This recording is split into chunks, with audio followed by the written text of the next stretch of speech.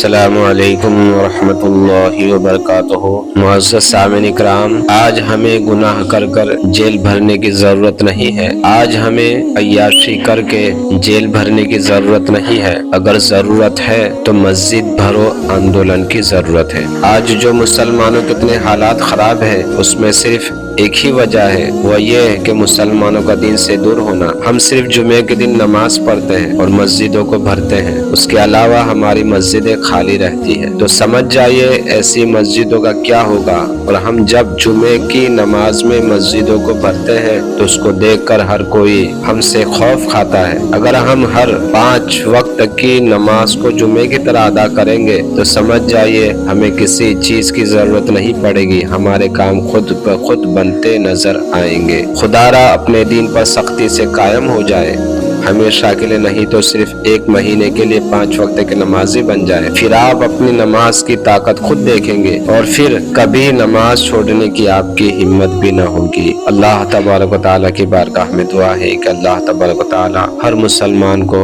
پنجگانہ نماز اپنے وقت پر پڑھنے کی توفیق عطا فرمائے۔ السلام علیکم ورحمۃ اللہ وبرکاتہ۔